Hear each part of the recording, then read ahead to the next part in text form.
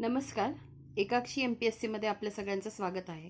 आज आपण कंबाईन घटक कंबाईन ग्रुप सी चा 2025 चा जो पेपर झालेला आहे त्यामध्ये इतिहास या विषयाशी संबंधित जे काही 10 प्रश्न आलेले आहेत ते आपण 10 प्रश्न कशा पद्धतीने सोडवायचे, उत्तरापर्यंत कसं पोहोचायचं हे सगळं आता आपण बघणार आहोत. ठीक आहे. तर एक गोष्ट लक्षात ठेवा की आज मी आजच्या व्हिडिओमध्ये कोणते प्रश्न घेतलेले आहे, इतिहासाचे घेतलेले आहेत. फक्त जे 10 प्रश्न आलेले आहेत ते घेतलेले आहेत. आणि हा पेपर झालेला कधी आहे, कंबाईन गट क चा पेपर आहे पूर्व परीक्षेचा 2025 चा. आणि हा झाला कधी होता, 11 जानेवारी 2026 ला. आणि इतिहासावर 10 प्रश्न विचारलेले. तर बघा, हा जो सेट आहे हा सेट आहे बी नंबरचा. बी म्हणजे सेट नंबर बी. आता इथे आहे बघा दिलेलं. हां, तर मग त्याच्यानुसार फायनल आन्सर कीनुसार मी तुम्हाला हे सगळं घेणार आहे. नीट लक्षपूर्वक ऐका. खास करून जे कोणी न्यू कमर्स असतील, जे फर्स्ट टाइम देणार असेल त्यांच्यासाठी ही स्ट्रॅटेजी खूप महत्त्वाची आहे. आता बघा, पहिला प्रश्न काय आहे. पहिला प्रश्न आहे की खालील वर्णनावरून समाज सुधारकाला ओळखा. बघा, पहिला प्रश्न समाज सुधारकावर आहे आणि पुढचा प्रश्न सुद्धा समाज सुधारकावर आहे. हां, तर बघा, पहिला प्रश्न जो आहे त्यांनी काय विचारला आहे, खालील वर्णनावरून व्यक्ती ओळखा. आता सोपं कसं आहे ते मी तुम्हाला सांगते, आधी आपण बघून घेऊ. त्यांनी ज्ञानप्रकाश हे मराठी वृत्तपत्र काढले. सरकारने त्यांचा जस्टिस ऑफ द पीस व राव बहादूर या पदव्या देऊन गौरव केला. त्यांना संगीत विषयाची आवड होती. आणि खाली ऑप्शन्स काय काय आहे, बाबा पदमनजी, गोपाळ हरी देशमुख, विष्णुशास्त्री पंडित, वरीलपैकी कोणतेही नाही. आता याच्यात एक गोष्ट लक्षात घ्या. पहिल्या आन्सर कीनुसार आयोगाने गोपाळ हरी देशमुख हे उत्तर दिलं होतं आणि मला शॉकिंग होतं ते की हे कसं काय दिलं, कारण हे उत्तर एका झटक्यात सुटतं. कसं ते मी तुम्हाला सांगते. हे बघा, ज्यांना हे माहिती आहे ना की त्यांनी ज्ञानप्रकाश हे मराठी वृत्तपत्र काढले. ज्यांना विद्यार्थ्यांना ज्ञानप्रकाश हे वृत्तपत्र नेमकं कोणी काढलं, तर ते काढलेलं आहे कृष्णाजी रानडे यांनी. तर आणि कृष्णाजी रानडे यांचे म्हणजे ऑप्शनमध्ये त्यांचं नाव नाहीच आहे. म्हणजे काय येतं उत्तर, डायरेक्ट वरीलपैकी कोणतेही नाही. म्हणजे ज्यांना ॲटलिस्ट माहिती आहे की ज्ञानप्रकाश मराठी वृत्तपत्र काढणारी समाज सुधारक कोण आहे, त्यांना बाकीचे क्वेश्चन स्टेटमेंट वाचायची सुद्धा गरज नाही. मी काय म्हटलं, जे न्यू कमर्स आहे त्यांनी नीट ऐका. तर मग ज्ञानप्रकाश हे मराठी वृत्तपत्र काढणारे कृष्णाजी रानडे. आणि ह्या ऑप्शनमध्ये, तीनही ऑप्शनमध्ये कृष्णाजी रानडे नाही आहे आणि चौथा ऑप्शन आहे वरीलपैकी कोणतेही नाही. मग आता तुम्हाला 2-3 गोष्टी ह्या प्रश्नावरून समजतात. त्या कोणत्या समजतात ते आधी समजून घ्या. की कृष्णाजी रानडे यांनी हे वृत्तपत्र काढलं. मग बाकीचे स्टेटमेंट जे आहे, जरी तुम्हाला माहिती नसेल तरी तुम्ही उत्तर टिक करू शकता. पण मग याच्यात एक गोष्ट काय होते की ज्यांना कृष्णाजी रानडे यांच्याविषयी खूप माहिती नसेल किंवा खूप माहिती दिलेली नसेल, खूप माहिती सापडत नसेल, तर मग आपल्याला हे लक्षात राहतं की ही बाकीची विधानं पण कोणाविषयी आहे. मग ही विधानं तुम्ही पाठ करून टाकायची, कारण ही विधानं काय केलेले आहे, आयोगाने स्टेटमेंटमध्ये विचारली आहे, प्रश्नात विचारली आहे. मग कृष्णाजी रानडे यांच्याविषयीची विधानं काय होतील, त्यांनी ज्ञानप्रकाश मराठी वृत्तपत्र काढलं. मग हे पाठ करायचं. सरकारने त्यांचा justice of peace Rao Bahadur या पदव्या देऊन गौरव केला.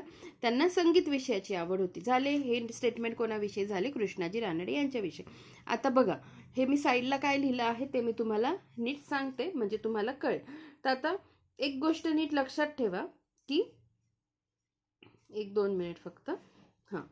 बघा, मी तुम्हाला सांगताना काय म्हटलं की ज्यांना ज्ञानप्रकाश हे वृत्तपत्र माहिती आहे कोणी काढलं, तर त्यांना उत्तर लगेच सुटेल.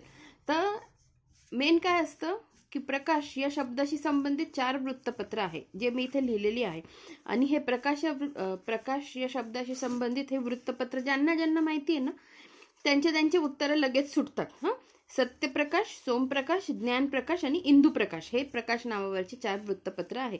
यातच आपल्याला कन्फ्युजन करून घ्यायचं नाही. तर बघा, सत्यप्रकाश काढणारे कोण, करसंदाज मूलजी, सोमप्रकाश काढणारे ईश्वरचंद्र विद्यासागर, ज्ञानप्रकाश काढणारे कृष्णाजी रानडे, इंदुप्रकाश काढणारे विष्णुशास्त्री पंडित. आता याच्यात एक गोष्ट तुम्हाला समजते का, ऑलरेडी आपल्याला ज्ञानप्रकाश हे वृत्तपत्र नेमकं काढणारे कोण हे माहिती पाहिजे. आणि त्यातही प्रकाश या शब्दाशी संबंधित बघा किती वृत्तपत्र आहे, 4 वृत्तपत्र आहे. म्हणजे किती इनडेप्थ नॉलेज लागतं. तर बघा, सत्यप्रकाश, हां, हे आता पाठ कसे करायचे आता हे बघून घ्या. सत्यप्रकाश करसनदास मूलजी, जे अहमदाबाद येथून प्रकाशित व्हायचं आणि त्याचं भाषा होती गुजराती. नंतर सोमप्रकाश ईश्वरचंद्र विद्यासागर यांचं होतं कलकत्ता येथून प्रकाशित व्हायचं, बंगाली लँग्वेज होती त्याची. आणि ज्ञानप्रकाश इंदुप्रकाश हे मराठीतून प्रकाशित व्हायचं. हे राहील लक्षात. आता बघा, सत्यप्रकाश, तर सत्यप्रकाश हे वृत्तपत्र लक्षात ठेवताना लक्षात कसं ठेवणार असं बोलायचं. कसा आहे सत्याचा प्रकाश, सत्याचा प्रकाश कसा आहे तर कसावरून करसनदास मूलजी, आणि सत्याचा प्रकाश कसा आहे करसनदास मूलजी, म्हणून सत्यप्रकाश करसनदास मूलजी. त्याच्यानंतर सोमप्रकाश ईश्वरचंद्र विद्यासागर, हे कसं लक्षात ठेवणार. सोम म्हणजे चंद्रदेवता, हां, आपण सोम म्हणजे चंद्राला समानार्थी शब्द आहे सोम, आणि ईश्वरचंद्र याच्या नावात पण चंद्र हा शब्द आहे. मग सोमप्रकाश, सोमप्रकाश आणि ईश्वरचंद्र विद्यासागर, त्याच्यावरून लक्षात ठेवा सोमप्रकाश ईश्वरचंद्र विद्यासागर, राहील लक्षात. पुढे बघा, ज्ञानप्रकाश कृष्णाजी रानडे. आता ज्ञानप्रकाश कसं लक्षात ठेवणार की युद्धभूमीवर जे कुरुक्षेत्रावर युद्ध झालं पांडव आणि कौरवांमध्ये महाभारतात, तर त्या युद्धामध्ये कृष्णाने काय केलं, अर्जुनाला जे अगाध ज्ञान दिलं, ज्ञानाचा प्रकाश पाडला ना तिथं, मग त्यावरून लक्षात ठेवणार कृष्णाने प्रकाश दिला, ज्ञानाचा अथांग प्रकाश पाडला कुठं, त्या युद्धभूमीवर, आणि ज्ञान दिलं कोणाला, अर्जुनाला. त्याच्यावरून लक्षात ठेवणार ज्ञानाचा प्रकाश देणारे कोण, कृष्ण भगवान कृष्णाजी रानडे, असं लक्षात ठेवा. आणि त्याच्यानंतर इंदुप्रकाश, इंदुप्रकाश असं लक्षात ठेवा की एक इंदू नावाची छोटीशी मुलगी आहे आणि ती कोणाकडे शिकायला जाते तर विष्णू शास्त्री पंडित यांच्याकडे जाते. तर याच्यावरून हे 4 वृत्तपत्र आपल्या खूप छान लक्षात राहतात. तर हे नीट तुम्ही लक्षात ठेवायचे. आता जसे मी तुम्हाला प्रकाश या शब्दावरून असणारे 4 वृत्तपत्र सांगितले, तसेच ज्ञानवरून पण 4 वृत्तपत्र, 4 का 5 वृत्तपत्र आहे, तर ते पण तुम्ही नीट लक्षात ठेवायचे. आता बघा, एक गोष्ट तुम्हाला सांगते मी.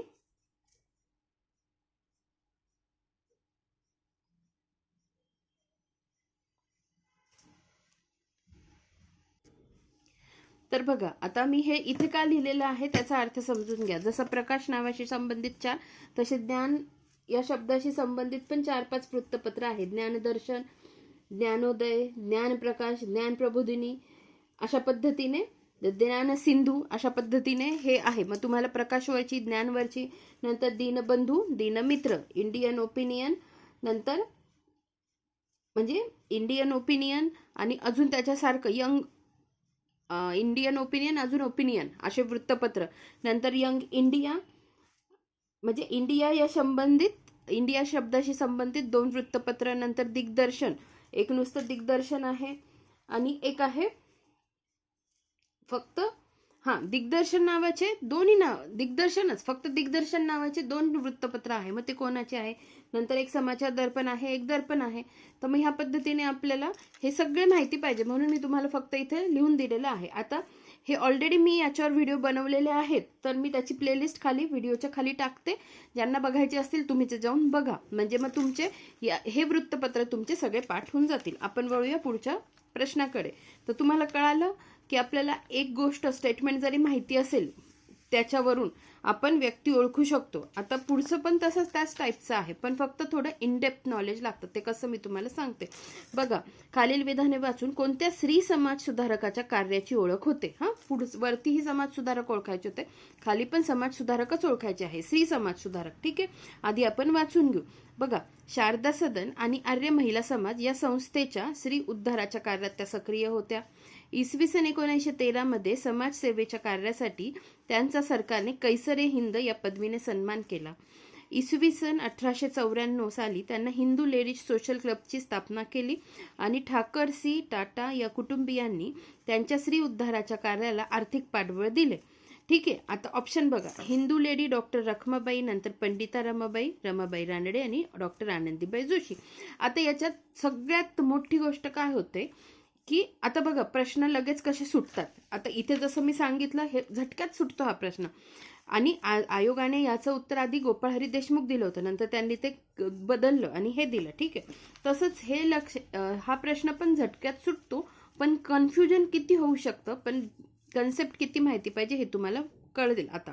बघा आता इथं काय दिलंय, शारदा सदन आणि आर्य महिला समाज, त्याच्यानंतर कैसरे हे हिंदू लेडीज सोशल क्लब, अशा गोष्टी वाचल्या किंवा हिंदू लेडीजचं सध्या बाजूला ठेवा, पण शारदा सदन, आर्य महिला समाज, कैसरे हिंद ह्या गोष्टी बघितल्या की आपल्याला काय वाटतं, पंडिता रमाबाई. कारण शारदा सदन, आर्य महिला समाज याची स्थापना करणाऱ्या कोण, आणि कैसरे हिंद पण त्यांना मिळाला आहे. तर पंडिता रमाबाई, हे बघा ज्यांचा थोडाफार अभ्यास आहे ना ते 100% हे इलिमिनेट करतील. डॉक्टर आनंदीबाई जोशी आणि हिंदू लेडी डॉक्टर रखमाबाई. उरता कोण, पंडिता रमाबाई आणि रमाबाई रानडे. ह्या दोन याच्यात तुम्हाला वेळ देऊन म्हणजे इन डेप्थ नॉलेज पाहिजे. तर पंडिता रमाबाई त्यांना कैसरे हिंद पण मिळाली आहे, आर्य महिला समाज त्यांनी स्थापन केलं, आणि शारदा सदनची पण स्थापना त्यांनी केलेली आहे. पण इथे इन डेप्थ नॉलेज कसं पाहिजे की इसवी सन 1913 मध्ये समाजसेवेच्या कार्यासाठी त्यांचा सरकारने कैसरे हिंद या पदवीने सन्मान केला. कोणाचा केला, 1913. इथे वर्ष नीट लक्षात ठेवा, मला हे तुम्हाला सांगायचं आहे. इथे जे वर्ष आहे ना 1913, तर 1913ला रमाबाई रानडे यांना देण्यात आलेली आहे कैसरे हिंद, आणि पंडिता रमाबाई यांना कैसरे हिंद कधी दिलेली आहे, 1919ला. राहील लक्षात. त्याच्यानंतर आर्य महिला समाजाची स्थापना पंडिता रमाबाईंनी कधी केली, 1 मे 1882. हे सिंगल वन लाइनर साठी हे स्टेटमेंट खूप गरजेचे आहे, नीट लक्षात ठेवा. आर्य महिला समाज 1 मे 1882 पुणे येथे स्थापना, आणि नंतर शारदा सदनची स्थापना 1 मार्च 1889 मुंबई येथे, आणि नंतर 90 का 91 मध्ये ते पुण्यात शिफ्ट करण्यात आलं होतं. तर ही पंडिता रमाबाईंविषयीचे हे स्टेटमेंट आहे. आता ह्या पहिल्या स्टेटमेंटवरून आपल्याला काय वाटू शकतं, पंडिता रमाबाई. दुसरा स्टेटमेंट आपण घाईघाईत वाचलं ते आपल्याला वाटतं की अरे पंडिता रमाबाईचे, पण आपल्याला 1919ला त्यांना ही पदवी मिळाली आहे पंडिता रमाबाईंना. म्हणजे इथे पंडिता रमाबाई त्यांना म्हणायचं नाहीये. ठीक आहे, आता मी तुम्हाला उत्तरापर्यंत पोहोचायचं कसं ते समजलं. आता मी तुम्हाला दाखवते की पुस्तकामध्ये काय काय दिलेलं आहे. 1-2 मिनिट फक्त.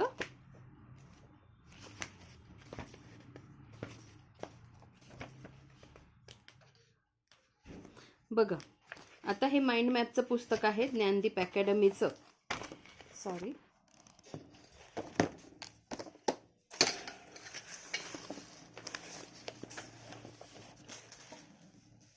हां हे बघा, हे आहे पंडिता रमाबाई. हां, त्यांचं आडनाव डोंगरे. आता 1 मिनिट मी जरा झूम आउट करते. हां बघा,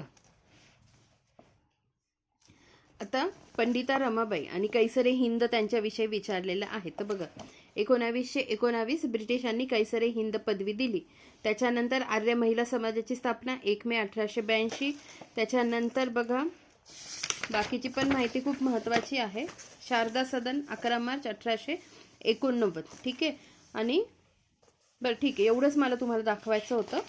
तर अशा पद्धतीने ह्या गोष्टी तुम्हाला माहिती पाहिजे. त्यानंतर तुम्हाला अजून एक दाखवायचं आहे की आता आपण यांच्याविषयी बघू की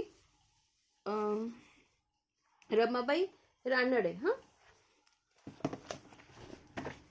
आता जे मी सोर्स तुम्हाला हे दाखवते येतं हे पवन पाटील सरांचं पुस्तक आहे, जे समाज सुधारकावरच आहे. फक्त याच्यात सगळे समाज सुधारक त्यांनी दिलेले आहेत. तर मग आपण रमाबाई रानडे यांच्याविषयी बघू. तर बघा आता त्यांनी विचारलेलं काय होतं, तसं तर हे सगळंच महत्त्वाचं आहे, पण आपण फक्त काय बघू की त्यांच्याशी रिलेटेड जे स्टेटमेंट आहे, म्हणजे इथे जे स्टेटमेंट, ह्या स्टेटमेंटवरून आपल्याला कन्फ्युजन होऊ शकतं पहिल्या 2 स्टेटमेंटवरून. ठीक आहे, पण आपल्याला मग पुढचं स्टेटमेंट पण माहिती पाहिजे, जेणेकरून आपण उत्तरापर्यंत पोहोचतो. तर बघा, हिंदू दिसते तुम्हाला, 1894 Hindu ladies social and literary क्लबची स्थापना कोणी केली आहे, पंडिता रमाबाई रानडे यांनी केलेली आहे. तर मग ह्या गोष्टी तुम्ही लक्षात ठेवायच्या. अजून बघा, हे बघा दिसते इथे 1913 ब्रिटिश सरकारने त्यांना कैसरे हिंद पदवी दिली. तर हे 2 स्टेटमेंट आपल्याला कळाले. तर हे आहे रमाबाई रानडेंविषयी मी तुम्हाला दाखवलेले काही स्टेटमेंट. तर आता आपल्याला पुढे बघायचं आहे. हां, कळाले तुम्हाला आता? आणि हे पण स्टेटमेंट आहेत त्याच्यात, ठाकरसी टाटा म्हणजे थोडंफार त्याच्याशी कोरिलेट होणारे स्टेटमेंट आहे. ठाकरसी टाटा या कुटुंबियांनी त्यांच्या श्री उद्धाराच्या कार्याला आर्थिक पाठबळ दिले. एकदा बघून घेऊ, मी तुम्हाला दाखवून देते, म्हणजे मग तुम्हाला हे कळेल की आपण पण फॅक्ट वाचायच्या कशा आणि कशावर फोकस ठेवायचा, जेणेकरून मग आपल्याला उत्तरं सुटायला मदत होते. मला फक्त ते स्टेटमेंट सापडू द्या. हां,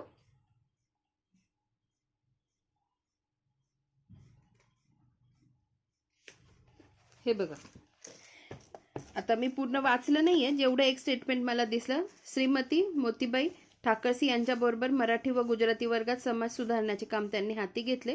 आता त्याच्यात जे स्टेटमेंट आहे ते याच्यात आहे की नाही मला माहीत नाही, पण तुम्ही तेवढं ते लक्षात ठेवा हां, की हे स्टेटमेंट कोणाशी संबंधित आहे, रमाबाई रानडे यांच्याशी संबंधित आहे. मग आता हे चारही स्टेटमेंट तुमचे नीट पाठ झाले पाहिजे. चौथं स्टेटमेंट काय, ठाकरसी टाटा या कुटुंबियांनी त्यांच्या श्री उद्धाराच्या कार्याला आर्थिक पाठबळ दिले. ठीक आहे, आपण जाऊया पुढच्या प्रश्नाकडे. आता पुढचा प्रश्न बघा, पहिले दोन प्रश्न तर समाज सुधारकावर होते, तुम्हाला कळलं ना, मग ते सोपं आहे म्हणून. आता आणि समाज सुधारक तुम्ही वाचाल कशा पद्धतीने. हां, आता आपण पुढचा प्रश्न बघूया. तर पुढचा प्रश्न बघा, महाराष्ट्रातील 1857च्या उठावासंदर्भातील खालीलपैकी कोणती विधाने बरोबर आहेत. आता हे विधानं, आता असे प्रश्न कसे, आणि अजून न्यू कमर्स ज्यांना हे कळत नाही, आधी प्रश्न नीट वाचायचा, त्याच्यानंतर हे ऑप्शन वाचायचे, त्याच्या खाली पण ऑप्शन दिलेले असतात, नाही तर आपण घाईघाईत इथे स्टिक करून टाकतो. तर बघा, आता पहिलं स्टेटमेंट काय आहे, आता याच्यात पण उत्तरापर्यंत कसं पोहोचायचं ते मी तुम्हाला सांगते. तर बघा,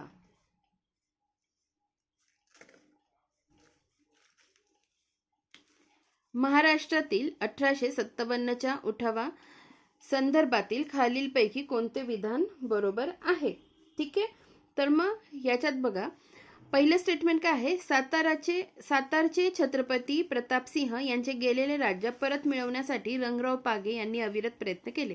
आता जेव्हा आपण इतिहास शिकतो तर आपल्याला हे पाठ होऊन जातं की सातारचे जे छत्रपती प्रतापसिंह भोसले होते यांच्यासाठी कोण गेलं होतं इंग्लंडला, तर रंगोजी,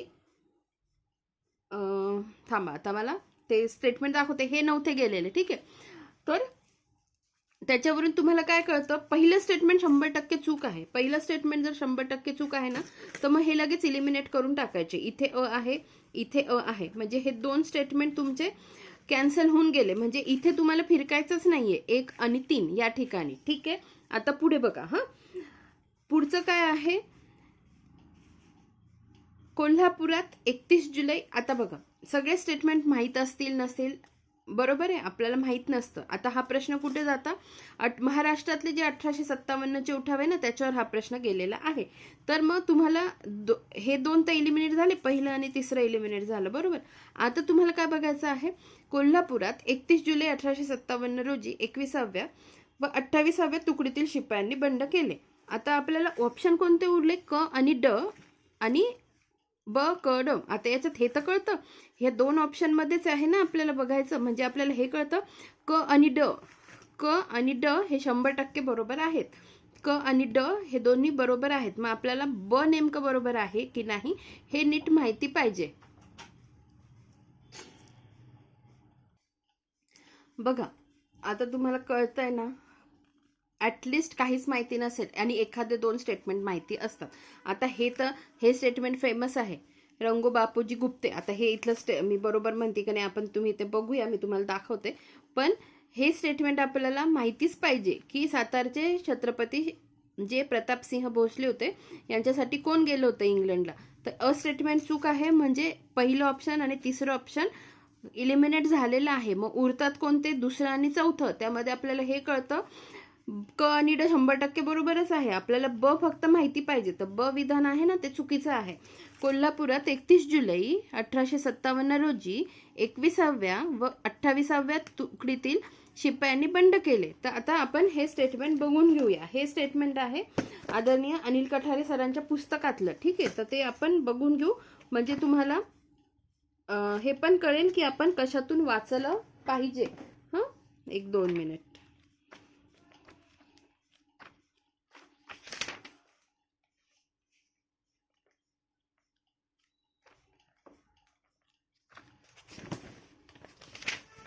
हे बघा, ते स्टेटमेंट त्यांनीच स्वतःच ब्लॅक याच्यात खूप हायलाईट करून दिलेलं आहे बघा. कोल्हापूर येथे सशस्त्र उठावाची पूर्ण तयारी झाल्यावर कितवी पलटण आहे? 27व्या पलटणीतील 200 शिपायांनी बघा, तारीख पण दिलेली आहे 31 जुलै 1857 रोजी रामजी शिरसाट यांच्या नेतृत्वाखाली उठाव केला. आता याच्यावरून तुम्हाला काय कळतं की ऍटलिस्ट जे कोणी हे पुस्तक वापरत असतील तर जे ऍटलिस्ट बोल्ड केलेले आहेत ना, ते तुमच्या अगदी लक्षातच पाहिजे. ठीक आहे. आता जर हे स्टेटमेंट ढळढळीत यांनी विचारलं आहे, तारीख पण त्याच्यात आहे, मग इथे तुम्हाला लक्षात काय ठेवायचं अजून? रामजी शिरसाट यांच्या नेतृत्वाखाली उठाव केला, हे पण तुम्ही लक्षात ठेवा. मी इथे लिहून देते, रामजी शिरसाट.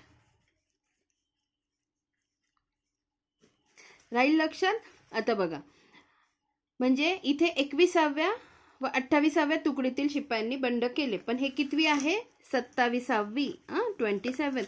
म्हणजे ब हे स्टेटमेंट काय झालं? ब हे स्टेटमेंट चूक झालं, म्हणजे आपण उत्तरापर्यंत पोहोचलो बघा. म्हणजे दुसऱ्या आणि चौथ्या ऑप्शनमध्ये फक्त ऑप्शन काय राहतं मग? फक्त क आणि ड हे विधान बरोबर आहे. ठीक आहे. आपण बाकीचे स्टेटमेंट बघून घेऊ. आता पुढचं स्टेटमेंट जे नरगुंद विषयी आहे ते पण आपण बघून घेऊ, म्हणजे तुम्हाला कळेल. ह्याच पुस्तकातलं आहे, मी दाखवत आहे ते बघा. नरगुंद त्यांनी काय विचारलं आहे? नरगुंदच्या भावे या संस्थानिकांचा दत्तक पुत्र अमान्य झाल्याने मे 1858 मध्ये त्यांनी बंड केले. म्हणजे त्यांना दत्तक पुत्र अमान्य झालं आणि त्यामुळे त्यांनी काय केलं? बंड केलं. तर सुरुवातीलाच दिलेलं आहे बघा. नरगुंद धारवाड जिल्ह्यात नरगुंद हे लहानसे संस्थान होते. कुठे? धारवाड जिल्ह्यात. या संस्थानाचे अधिपती बाबासाहेब भावे होते. त्यांना एकच पुत्र होता, तोही इसवी सन 1843 मध्ये मरण पावल्यामुळे त्यांनी कंपनी सरकारकडे दत्तक घेण्याची परवानगी मागितली, पण दक्षिण महाराष्ट्राचे तत्कालीन पॉलिटिकल एजंट मॅन्सन यांनी परवानगी दिली नाही. त्यामुळे इसवी सन 1857 मध्ये दक्षिणेतील संस्थांनी सरकारविरुद्ध उठाव करण्यासाठी जे प्रयत्न करण्यात आले त्यामध्ये बाबासाहेबांनी सहभाग घेतला. ठीक आहे. तर मग अशा पद्धतीने हे स्टेटमेंट किती महत्वाचे आहेत. आता मी तुम्हाला सोर्सेस पण दाखवते आहे, माझ्याकडे ॲटलीस्ट जे आहे त्याच्यातून मी तुम्हाला दाखवत आहे. ठीक आहे.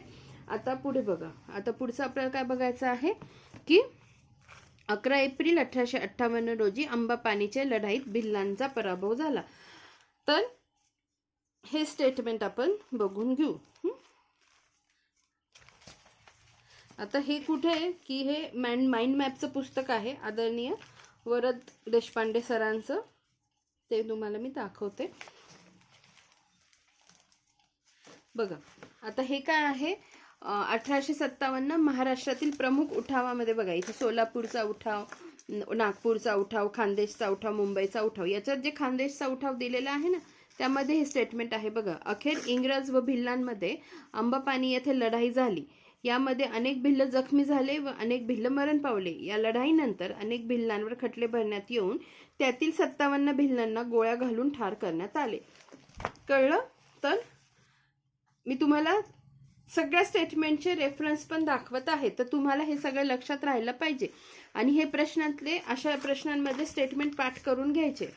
आता हे तुम्हाला स्टेटमेंट दाखवते मी.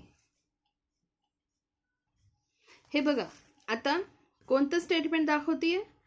हे कुठे गेलं? हे पहिलं, साताराचे छत्रपती प्रतापसिंह यांचे गेलेले राज्य परत मिळवण्यासाठी.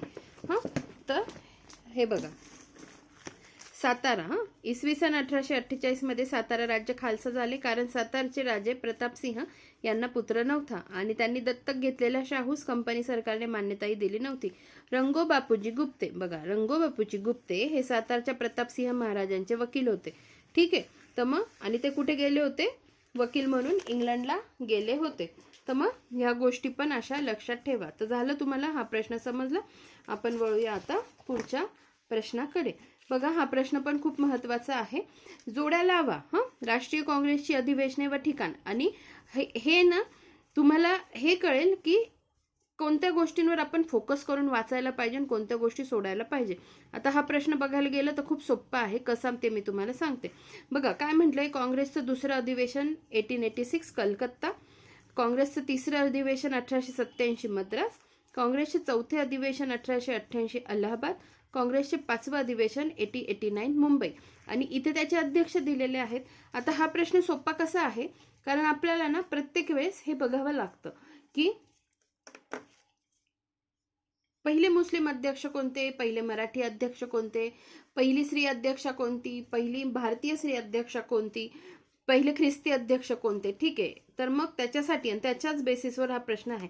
आता ज्यांना हे माहिती आहे की काँग्रेसचं दुसरं अधिवेशन 1886 कलकत्ता, तर आणि त्याचे अध्यक्ष कोण होते, दादाभाई नौरोजी. आणि ते कोण होते, तर पहिले पारसी अध्यक्ष होते, पहिले पारसी अध्यक्ष होते. त्यामुळे अ ची जोडी 3 नंबरला लागते आणि इथे एकाच ठिकाणी अ 3ला आहे, म्हणजे आपल्याला बघा उत्तर लगेच टिक होऊन जातं. अचं 3 आणि बाकी कुठेच अ ला 3 नाहीये, म्हणजे आपण बाकीचे टॅली नाही केले तरी आपलं उत्तर लागतं. ठीक आहे, तर मग अशा पद्धतीने वेळ पण वाचवायचा, फक्त मग प्रॅक्टिस ठेवायची, चुकीच्या पद्धतीने जायचं नाही. आता बघा काँग्रेसचं आता दुसरं अधिवेशन 1886 कलकत्ता, दादाभाई नौरोजी. आता लक्षात कसं ठेवणार हे बघा, दुसऱ्याचा द आणि दादाभाई नौरोजींचा द, दुसरं अधिवेशन आणि दादाभाई नौरोजी, द याच्यावरून दुसरं. आणि ते कोण होते, पहिले पारसी अध्यक्ष होते, आपल्याला हे लक्षात ठेवावं लागतं. तिसरं अधिवेशन 1887 मद्रासला झालं, तर बद्रुद्दीन तय्यबजी पहिले मुस्लिम अध्यक्ष, तर तिसऱ्याचा त आणि तय्यबजींचा त मग आणि पहिले मुस्लिम अध्यक्ष असं लक्षात ठेवा. त्याच्यानंतर चौथं अधिवेशन 1888 अलाहाबाद, जॉर्ज युल. काँग्रेसचे कोण, पहिला इंग्रज अध्यक्ष, हे पण लक्षात ठेवावं लागतं. आणि काँग्रेसचे 5वं अधिवेशन 1889 मुंबई, विल्यम वेडरबर्ग त्याचे अध्यक्ष होते. आणि तिथे महिलांनी पहिल्यांदा सहभाग घेतला होता. आणि आपल्या महाराष्ट्रातून पण कोण गेलं होतं हे पण आपल्याला माहिती पाहिजे.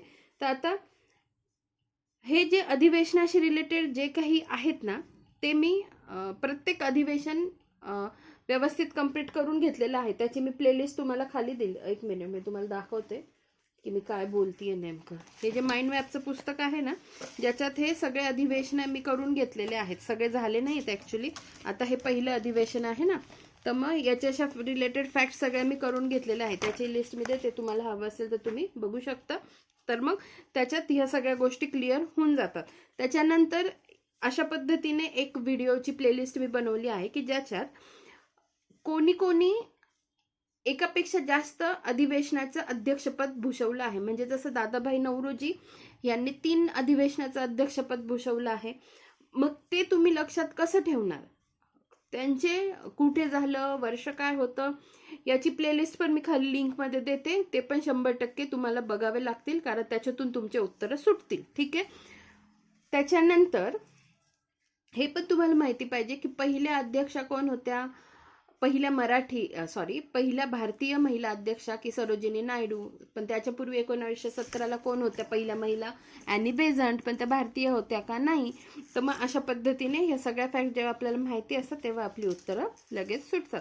आता आपण पुढच्या प्रश्नाकडे वळूया. बघा, कायमधारा महसूल पद्धतीत कोणत्या वर्गाला अधिक फायदा झाला. हा प्रश्न एकदम सोपा आहे. आता कायमधारा महसूल पद्धत विचारली आहे, तर बघा शेतकऱ्याला तर फायदा झालेला नाहीये 100%. चुकीचं चुकीचं आहे, इथले आहे, इथे आहे, हे 2 स्टेटमेंटचा विचार पूर्ण निघून गेला. आता आपल्याला फक्त ह्या दोघांमध्येच विचार करावा लागतो. तर कारखानदार आणि कारागीर यांचा पण दूरपर्यंत संबंध येत नाही, म्हणून हे स्टेटमेंट पण गेलं. मग उरतं फक्त जमीनदार. सर्वाधिक फायदा कोणाला झाला, तर जमीनदार वर्गाला झाला, म्हणजे फक्त ब हे त्याचं उत्तर आहे. पुढचा प्रश्न बघा, खालीलपैकी कोणत्या वृत्तपत्र आणि साहित्याशी लाला लजपतराय यांचा संबंध नाही विचारताय. नाही आहे का नाही काय विचारताय हे नीट बघत चला. खालीलपैकी कोणत्या वृत्तपत्र आणि साहित्याशी लाला लजपतराय यांचा संबंध नाही. तर बघा, त्यांनी पंजाबी हे वृत्तपत्र प्रकाशित केले, त्यांनी यंग इंडिया या ग्रंथाचे लेखन केले, वंदे मातरम या वृत्तपत्रातून त्यांनी पॅसिव्ह रेझिस्टन्स थिअरीचा सिद्धांत मांडला, पॉलिटिकल फ्युचर ऑफ इंडिया या ग्रंथाचे त्यांनी लेखन केले. ठीक आहे, बघा आता इथे काय सांगते मी, खालीलपैकी कोणते वृत्तपत्र व साहित्याशी लाला लजपतराय यांचा संबंध नाही. आता याच्यात जे आहे ना वंदे मातरम या वृत्तपत्रातून त्यांनी पॅसिव्ह रेझिस्टन्स थेअरीचा सिद्धांत मांडला. तर हा सिद्धांत मांडणारे कोण? अरबिंदो घोष. तर मग अरबिंदो घोष हे आहे. तर मग याचं काय आहे की केवळ क हे विधान त्यांच्याशी संबंधित नाही. आता इथे एक आहे की आपल्याला फॅक्ट्स माहिती पाहिजे. म्हणजे आता तुमचं काम काय असेल, लाला लजपतराय जे आहेत त्यांच्याविषयी कुठे वाचनात आलं किंवा स्पेशल जाऊन तुम्हाला त्या गोष्टी वाचाव्या लागतील. बघा लाला लजपतराय आणि समजा कोणाला वाचायला नाही भेटलं तर मग हे स्टेटमेंट तरी पाठ करून घ्या की त्यांनी पंजाबी हे वृत्तपत्र प्रकाशित केले, हे स्टेटमेंट बरोबर. त्यांनी यंग इंडिया नावाचे ग्रंथाचं लेखन केलं, हे पण बरोबर. आणि पॉलिटिकल फ्युचर ऑफ इंडिया या ग्रंथाचं त्यांनी लेखन केलं. तर मग तुम्हाला लाला लजपतराय यांच्याशी संबंधित या गोष्टी माहिती पाहिजे. आता पुढे बघा, पुढचा प्रश्न, 1919च्या कायद्यातील त्रुटींची चौकशी करण्यासाठी कोणती कमिटी नियुक्ती केली होती? तर बघा लॉर्ड मेकॉलचा काही दूरपर्यंत संबंध येत नाही, त्यामुळे जिथे क आहे ते ऑप्शन इलिमिनेट. इथे क आहे, इथे क आहे, त्यामुळे हे दोन्ही इलिमिनेट होतात. आता फक्त राहतं अ आणि फक्त राहतं ब. आता मुडीमन कमिटी आणि सायमन कमिटी यांच्यामध्ये कन्फ्युजन होऊ शकतं, पण खूप कन्फ्युजन होण्यासारखं काही नाहीये. सायमन कमिटी इलिमिनेट होऊन जाते. उत्तर काय राहतं? मुडीमन कमिटी 1924ला स्थापना झालेली. तर याचं उत्तर आहे फक्त अ, 1924ची मुडीमन कमिटी. ठीक आहे, पुढे बघा. हां आता बघा, लॉर्ड हार्डिंग 1844 ते 1848 मध्ये जो होता, याच्या काळात कोणतं पहिलं युद्ध झालं? तर ते झालं इंग्रज शीख युद्ध. ते मी तुम्हाला आता दाखवून देते की जे मी तुम्हाला सांगितलं माइंड मॅपचं जे पुस्तक आहे त्याच्यात माइंड मॅपमध्येच एक मिनिट.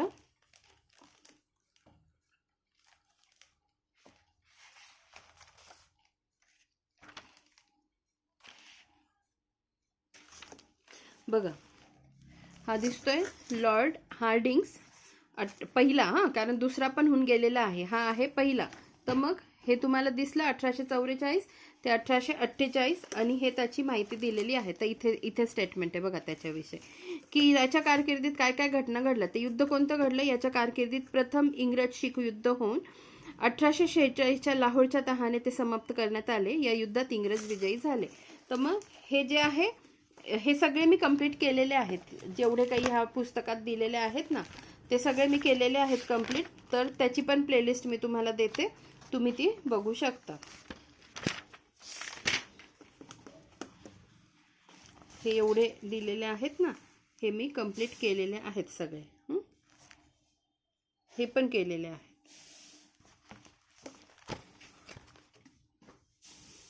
पुढे बघा. हां आता पुढचा प्रश्न, आता दोनच प्रश्न बाकी आहेत. सन 1915 मध्ये महात्मा गांधीजी भारतात आल्यानंतर पुढीलपैकी कोणते प्रश्न त्यांनी यशस्वीपणे हाताळले?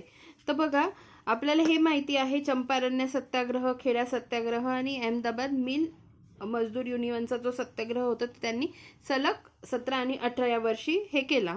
याच्यात इलिमिनेट होणारा ऑप्शन काय आहे? मुस्लिमांसाठी स्वतंत्र मतदारसंघाची निर्मिती करणे. आता इथे बघा 1915 मध्ये महात्मा गांधीजी भारतात आल्यानंतर पुढीलपैकी कोणते प्रश्न त्यांनी पुढीलपैकी कोणते प्रश्न त्यांनी यशस्वीपणे हाताळले? तर हे पहिले 3. मग ड जे विधान आहे ते ज्याच्यात आहे ते इलिमिनेट करायचं. बघा या तीनही याच्यात ड आहे, मग हे तिन्ही ऑप्शन जाता, उरतं अ ब क. मग बघा बिहारमधील चंपारण्यातील निळीचा प्रश्न, खेडा येथील शेतसारा प्रश्न आणि अहमदाबाद शहरातील मिल मजूर आणि मालक संघर्ष यांच्यातील संघर्ष. आता याच्यात एक लक्षात ठेवा, याच्यात अजून एक गोष्ट लक्षात ठेवावी लागते की हा प्रश्न म्हणजे हा सिक्वेन्स विचारला जातो. आता चंपारण्य सत्याग्रह झालाय 1817ला, नंतर खेडा सत्याग्रह. आता याचा सिक्वेन्स लक्षात ठेवा, चंपारण्याचा सी घेतलाय मी, अहमदाबादचा त्याच्यानंतर झाला आहे, त्याच्यानंतर खेडा सत्याग्रह झालेला आहे. CAK कॅक म्हणा नाही तर काही पण म्हणा, CAK. मग हा झालाय 1817ला. मग त्याच्यानंतर हा फेब्रुवारीमध्ये अहमदाबादचा झालाय 1818ला, सॉरी हे 1917, हे 1918 आणि हा मग त्याच्यानंतर झालेला आहे मार्च ते जून, आय थिंक मार्च ते जून 1918. मग याच्यात सिक्वेन्स विचारला ना, तर चंपारण्य आधी, त्याच्यानंतर अहमदाबादचा आणि त्याच्यानंतर खेडा सत्याग्रह राहील लक्षात. तर मग हे एक झालं. त्याच्यानंतर आजच्या लेक्चरमधला शेवटचा प्रश्न आहे की 3 सप्टेंबर 1942 रोजी तासगाव मामलेदार कचेरीवरील मोर्चाचे खालीलपैकी कोणत्या कार्यकर्त्यांनी नेतृत्व केले होते. तर बघा, आता समजा मी हे शोधण्याचा प्रयत्न केला ॲक्च्युली, आणि मी शोधलं पण असतं अजून, पण खूप वेळ झाला असता मग अजून शोधता. ठीक आहे, तर याचा रेफरन्स मला तुम्हाला द्यायचा होता. कधी भविष्यात सापडलं तर मी नक्की देईल, पण सध्या आता हा प्रश्न पाठ करून टाका की 3 सप्टेंबर 1942 रोजी तासगाव मामलेदार कचेरीवरील मोर्चाचे खालीलपैकी कोणत्या कार्यकर्त्यांनी नेतृत्व केले. तर वरीलपैकी सगळे बरोबर आहे. कृष्णा रामा कुर्राडे, विसपागे, गोविंद खोत, डॉक्टर यकृ सोवनी. तर मग यांनी सगळ्यांनी नेतृत्व केलेलं आहे. वरील सगळे बरोबर आहे. आणि हेच प्रश्न सगळे पाठ करा. PYQ विचारले जातात कधी कधी जसेच्या तसे. तर अशा पद्धतीने किती प्रश्न विचारण्यात आले होते टोटल इतिहासावर? एकूण 10 प्रश्न विचारण्यात आलेले होते. तर मग याचे सहज सुटण्यासारखे मी तुम्हाला प्रश्न सांगते. हे बघा, हा ज्ञानप्रकाशवरचा, समाज सुधारकावरचा म्हणजे समाज सुधारकावर 2 प्रश्न. त्याच्यानंतर बघा 1857चा उठाव महाराष्ट्राच्या संबंधित. त्याच्यानंतर महाराष्ट्राची संबंधितच काय की 1942ची जी काही चले जाओ मुवमेंट किंवा त्याच्याशी रिलेटेड, महाराष्ट्राची रिलेटेड जे काही आहे त्याच्यावर एक प्रश्न विचारण्यात आलेला आहे. त्यानंतर ॲक्ट जे आहे, ॲक्टशी रिलेटेड प्रश्न, त्याच्यासाठी कोणती कमिटी बसली होती, नंतर युद्ध जे झालेलं आहे कोणाच्या काळात ते, त्याच्यानंतर काँग्रेसच्या अधिवेशनावर एक प्रश्न, आणि महसूल पद्धतीवर प्रश्न. अशा पद्धतीने बघा हे 10 प्रश्न कसे डिव्हाइड करण्यात आलेले आहे. मग तुमचं काम काय आहे, जर आता हे आपलं झालेलं आहे ना, तर मग आणि गांधीजींवर एक प्रश्न. ठीक आहे, त्यांचे जे सत्याग्रह आहेत त्याच्यावर प्रश्न विचारण्यात आलेले आहे. जस्ट लाईट गेली लेक्चर चालू असताना, पण आपलं लेक्चरही झालेलं आहे त्यामुळे काही टेन्शन नाही आहे. तर मग मला तुम्हाला सांगायचं काय आहे की आता समजा हा झालाय ना आपला, तर मग तुम्हाला इंग्रज मराठा युद्ध, इंग्रज अफगाण युद्ध, इंग्रज मुघल युद्ध किती झाले, कोण अधिकारी होता, या गोष्टी म्हणजे कोण गव्हर्नर जनरल होता, कोणाच्या काळात झाले, या सगळ्या गोष्टी तुम्हाला माहीत पाहिजे. तर मग ह्या प्रश्नांवरून तुम्हाला काय कळतं की आता तुम्ही बाकीचं काय करायचं आहे. तर मग तुम्ही आता, मी तर माझ्या परीने खूप देण्याचा प्रयत्न केला आहे, आता तुम्ही काय करायचं, तुम्ही बाकीच्या गोष्टी कलेक्ट करायच्या आणि त्या इथे लिहून काढायच्या. ठीक आहे, धन्यवाद.